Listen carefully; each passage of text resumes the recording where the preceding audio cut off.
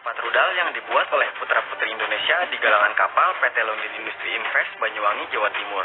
Kapal ini memiliki keunggulan tidak terdeteksi oleh radar musuh dan cocok digunakan untuk kegiatan patroli di wilayah perairan Indonesia.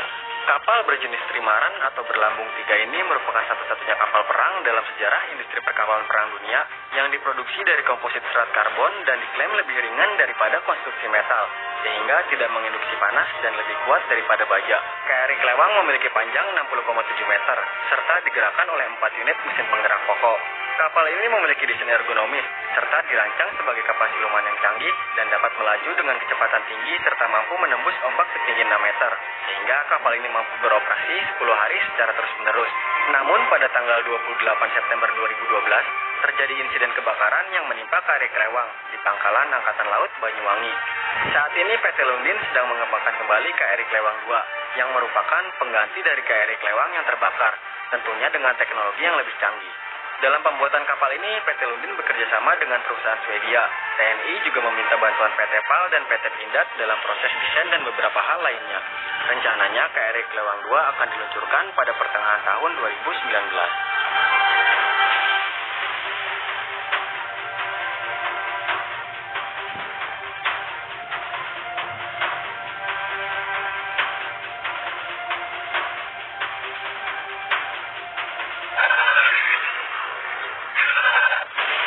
Landing Platform Dock. Landing Platform Dock atau LPD adalah sebuah kapal perang yang meluncurkan, membawa dan mendaratkan elemen kekuatan darat untuk misi-misi perang gerak cepat.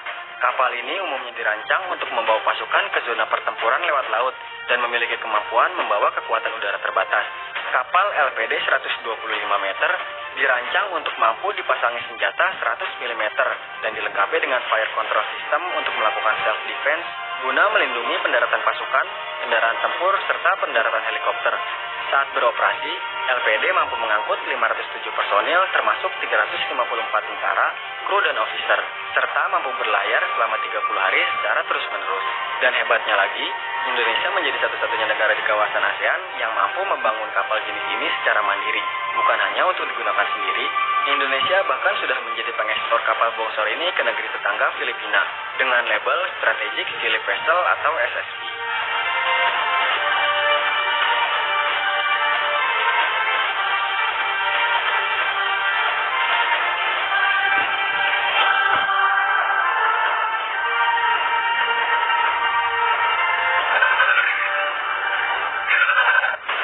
Kapal selam canggih.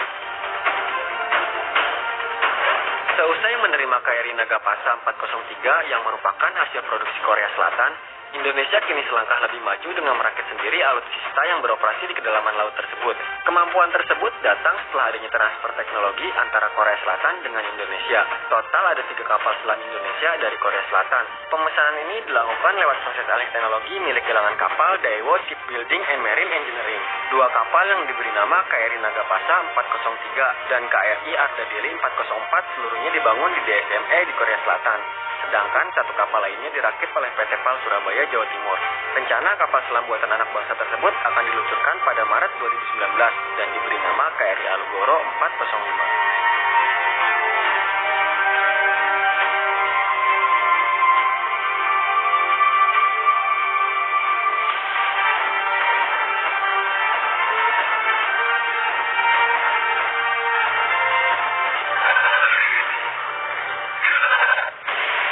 Perusak kawal rudal. PT PAL Indonesia telah meluncurkan kapal perang perusak terbaru jenis perusak kawal rudal atau PKR yang merupakan hasil kerjasama dengan galangan kapal asal Belanda melalui proses alih teknologi atau transfer of technology. Kapal Light Frigate ini dipesan oleh TNI AL sebanyak 2 unit. Untuk kapal PKR pertama, 5 modul dibuat di PT PAL dan 2 modul dibuat di Damen, Belanda. Sedangkan kapal PKR kedua, 6 modul dibuat di PT PAL dan 1 modul dibuat di Damen. Selanjutnya modul itu disatukan menjadi kapal perang utuh di PT PAL Surabaya. Untuk PKR ketiga dan seterusnya, semua modul sudah bisa dibuat di Indonesia. Kapal ini menggunakan teknologi stealth atau siluman. Teknologi ini membuat kapal perang tidak terdeteksi oleh radar musuh dari kejauhan. Kapal perusak ini memiliki panjang 105 meter dengan lebar 14 meter. Kapal ini mampu membawa 120 kru kapal dengan kecepatan 28 knot dan memiliki ketahanan berlayar berlayar hingga 20 hari dengan dilengkapi peralatan senjata modern yang terintegrasi dengan sistem sensor weapon control. PKR bisa digunakan untuk misi pertempuran permukaan sesama kapal perang, perang bawah air melawan kapal selam, dan perang dengan udara melawan pesawat tempur. Selanjutnya yang tidak kalah canggih adalah perang elektronika. Kapal perusak ini bisa membaca sistem persenjataan dan kendali dari kapal perang musuh.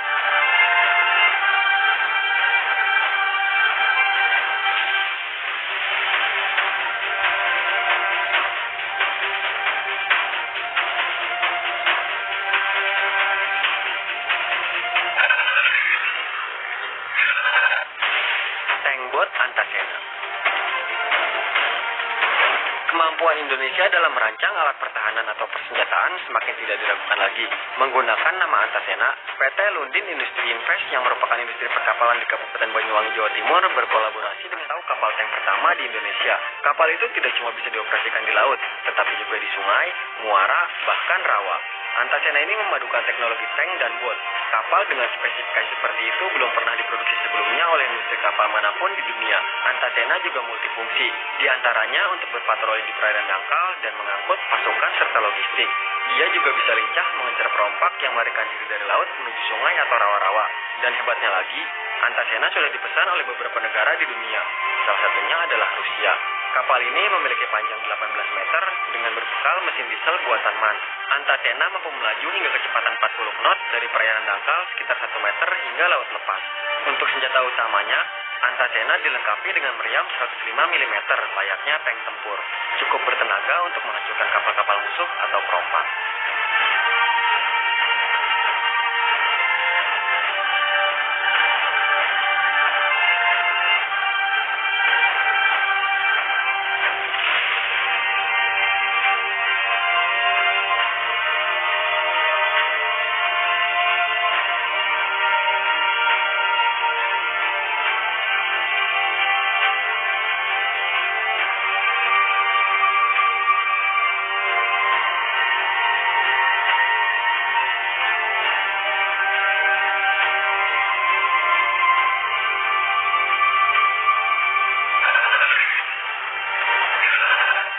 Demikianlah 5 alutsista laut buatan Indonesia.